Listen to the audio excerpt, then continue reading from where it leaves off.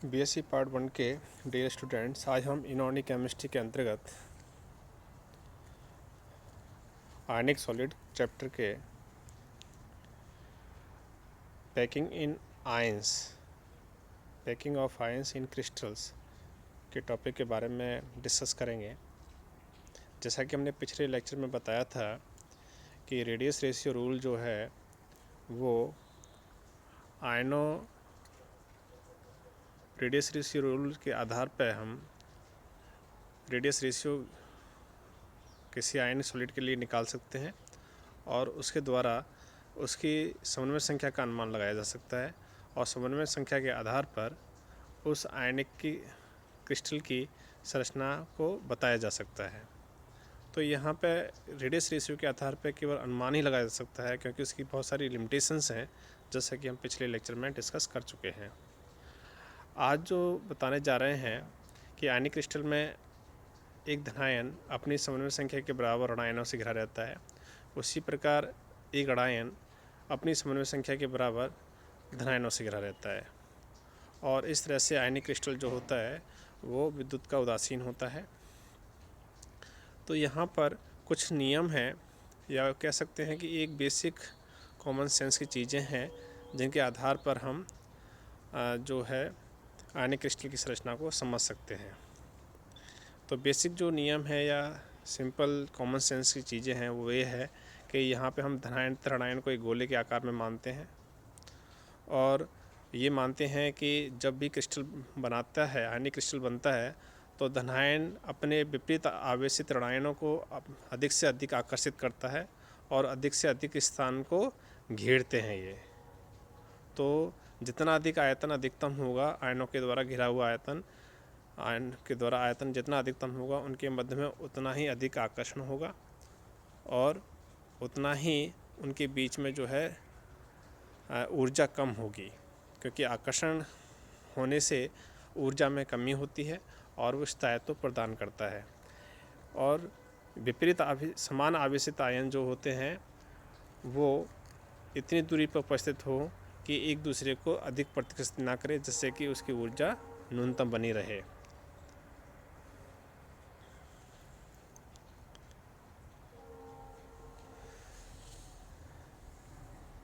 प्रत्येक आयन अपने विपरीत आवेशित आयनों की अधिक से अधिक संख्या में आकर्षित करता है और उनके बीच में दूरी न्यूनतम रहती है, जिसके कारण से अधिक स्थायित्व प्रदान करता है। और समान आवेशित आयनों इस प्रकार से व्यवस्थित रहते हैं कि उनके बीच में प्रतिकर्षण बल न्यूनतम रहे, जिसके कारण से उस क्रिस्टल की अधिक स्थायित्व प्राप्त हो। और पूरा क्रिस्टल विद्युत का उदासीन होना चाहिए, मतलब धनायन और ऋणायनों की संख्या बराबर होनी चाहिए। तो इनके आधार पर हम यहाँ पर जो ऋणायन और धनायन गोले के आकार में मानते हैं, और चूँकि यहाँ पे धनायन का आकार आयनिक सॉलिड के लिए छोटा होता है, ऋणायन का आकार सामान्यतः बड़ा होता है, तो यहाँ पर बड़े आकार के हम पैकिंग इस तरह से करते हैं कि वो न्यूनतम स्थान घेरे।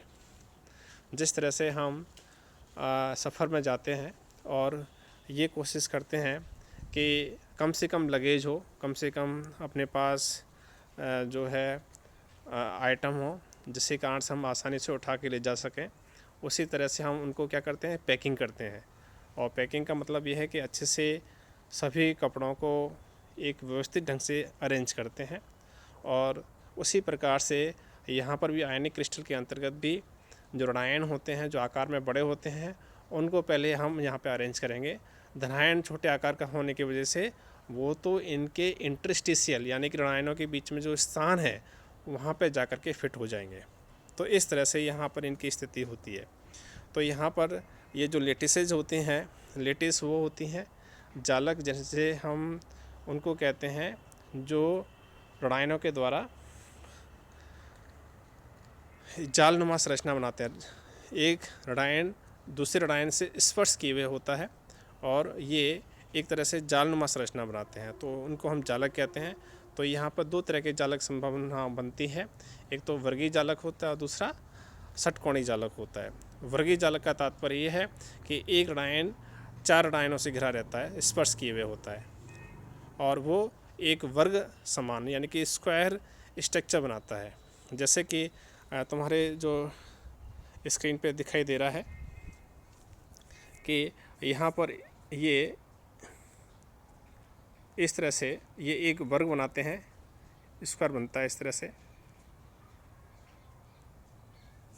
तो ये इस तरह से स्क्वायर बनता है, ये इस तरह से स्क्वायर बनता है। तो इस तरह की स्ट्रक्चर बनती हैं। तो ये स्ट्रक्चर है।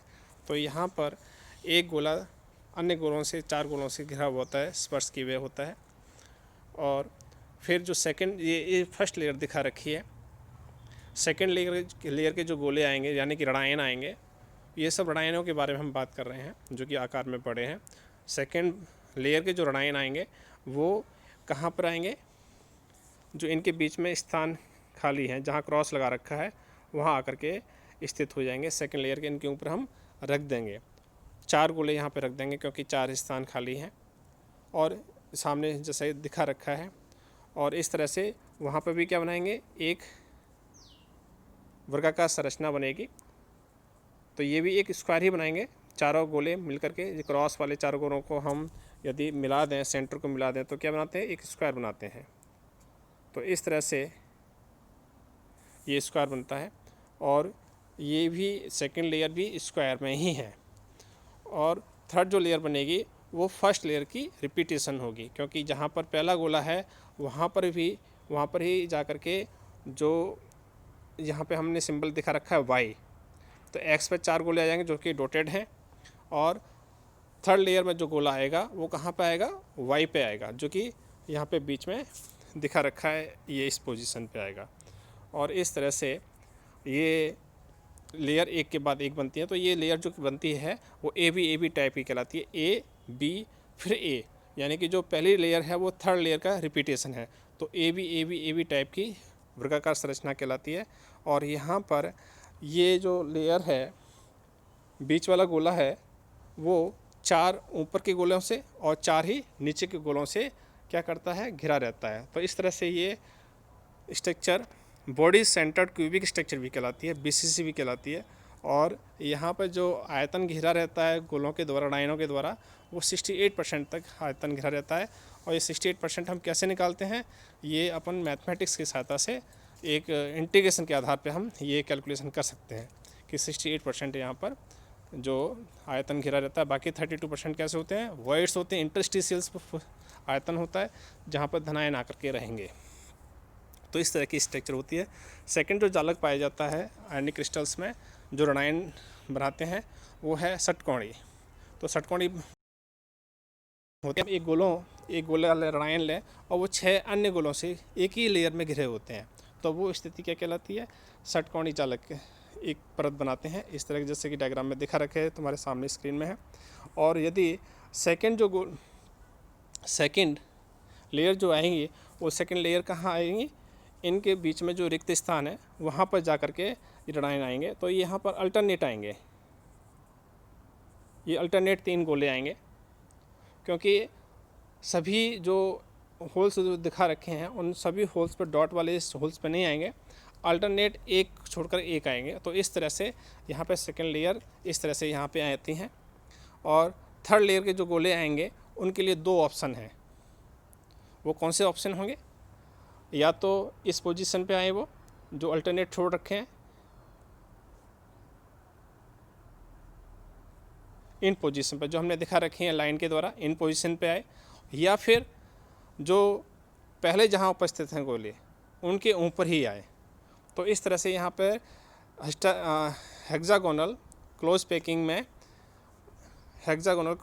में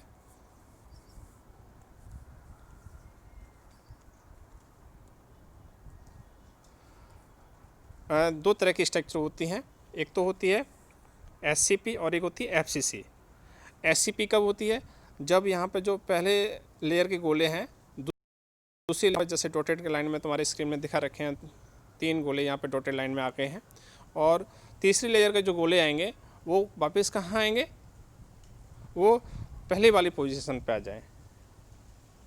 तो इस तरह से जो स्ट्रक्चर बनेगी वो AB टाइप की बनेगी। और दूसरी स्ट्रक्चर बनती है, इसको हमको कहते हैं हेक्सागोनल क्लोज पैकिंग। जब ए बी यानी कि जैसे यहाँ पे दिखा रखा है ए बी और ए, इस तरह का अरेंजमेंट हो, जैसे ए और ए यहाँ पे समान अरेंजमेंट है ऋणायनों का और बी का डिफरेंट है, तो इस तरह से ए बी टाइप का अरेंजमेंट क्या कहलाता है, SCP कहलाता है। तो SCP अरेंजमेंट में यहाँ पर हेक्सागोनल क्लोज पैकिंग बोलते हैं। तो यहाँ पे ए बी टाइप का कहलाता है। ए और बी का अरेंजमेंट, ए और ए का अरेंजमेंट सेम होगा और बी का डिफरेंट होगा। एक दूसरी पोजीशन बनती है जब ए बी और तीसरी जो लेयर है उसका बिल्कुल डिफरेंट हो, जैसे कि यहाँ पे ए और बी और सी, तो यहाँ पर तीनों ही लेयर्स का अरेंजमेंट ऋणायनों का डिफरेंट है। उस स्थिति में क्या बनता है, FCC या CCP कहते हैं, क्लोज क्यूब पैकिंग। और ये क्यूब वाली स्ट्रक्चर बनाते हैं। तो इस तरह से इसको हम फेस सेंटर क्यूबिक पैकिंग भी कहते हैं। और इस तरह से ऋणायनों की पैकिंग दो तरह की होती है और इन दोनों ही हेक्सागोनल क्लोज पैकिंग में, हेक्सागोनल क्लोज पैकिंग और CCP पैकिंग में, दोनों ही पैकिंग में जो आयतन घेरे रखते हैं ऋणायन वो 74% तक घेरे रखते हैं।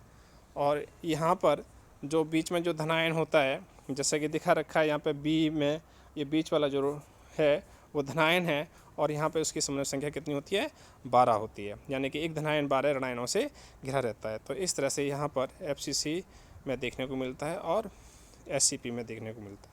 तो इस तरह की यहाँ पे क्लोज पैकिंग होती है जो कि 74%। हम कैसे कैलकुलेट करते हैं, इंटीग्रेशन मेथड के द्वारा यहाँ पे निकाला गया है कि 74% ऋणायनों आयतन को घेरते हैं, बाकी जो 26% है उस आयतन में वॉइड्स में कौन आएंगे, धनायन आएंगे जो कि छोटे आकार के हैं, उनमें जाके फिट हो जाएंगे। अब धनायन जो आते हैं वो इनके जो है इस तरह से बीच में आते हैं। यदि बहुत छोटे आकार का धनायन है, रेडियस रेशियो का मान यदि 0.155 से लेकर के 0.225 के बीच में आता है तो वो धनायन बहुत छोटे आकार का होगा और यहाँ पे जो फिट हो जाएगा वो कहाँ फिट होगा, जा करके त्रिकोणीय छिद्र में जा करके, यहाँ जा करके वो फिट हो जाएगा छोटे आकार का धनायन। और इससे स्पर्श किया होगा उसकी समन्वय संख्या यहाँ पे 3 ही होगी। लेकिन जैसे ही यहाँ पे धनायन का आकार बड़ा होगा तो वो इसके लिए छोटा रेडियस रेशियो का मान 0.225 से लेकर के रेडियस रेशियो का मान 0.414 के बीच में है, तो वहाँ पे उसकी समन्वय संख्या बढ़ जाएगी। वो यहाँ पे जाकर के त्रिकोणीय छिद्र में जाकर के फिट नहीं हो पाएगा, वो जाकर के बड़ा आकार, बड़ा होल देखेगा। वो होल कौन सा होगा, ऑक्टाहेड्रल होगा।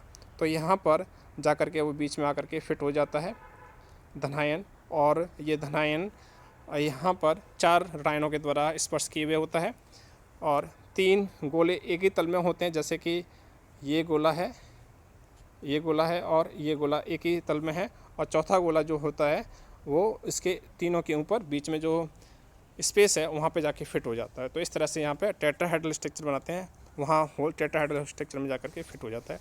लेकिन जैसे धनायन का आकार और बड़ा हो जाता है, रेडियस रेशियो का मान 0.414 से लेकर के 0.732 के बीच में हो जाता है, तो यहाँ पे धनायन कहाँ पे आता है, अष्टफलकीय क्षेत्र में आता है। और अष्टफलकीय क्षेत्र कब बनता है, जब 4 गोले एक ही तल में हो। ये 4 गोले एक ही तल में है और एक गोला ठीक इसके ऊपर रखा हो, एक गोला ठीक नीचे हो, तो ये ऑक्टाहेड्रल स्ट्रक्चर बनाता है।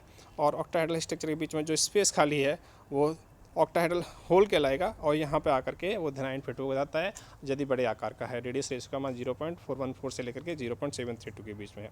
यदि रेडियस रेशियो का मान 0.732 से ज़्यादा है तो वहाँ पे समन्वय संख्या 8 हो जाएगी और वहाँ पे जो धनायन जो फिट होगा वो जाकर के क्यूबिक होल्स में जाकर के फिट होगा, क्योंकि ज़्यादा आयतन घेरेगा, यहाँ पे बड़ा आकार का होता है। तो इस तरह से क्यूबिक होल्स में जाके जैसे धनायन और ऋणायनों की पैकिंग होती है। पहले ऋणायनों की पैकिंग होती है और फिर बीच में जो इंटरस्टिशियल या वॉइड्स होते हैं वहाँ जाकर के धनायन फिट हो जाते हैं। और इस तरह से इनकी पैकिंग के बारे में स्टडी की है, डिस्कस किया है।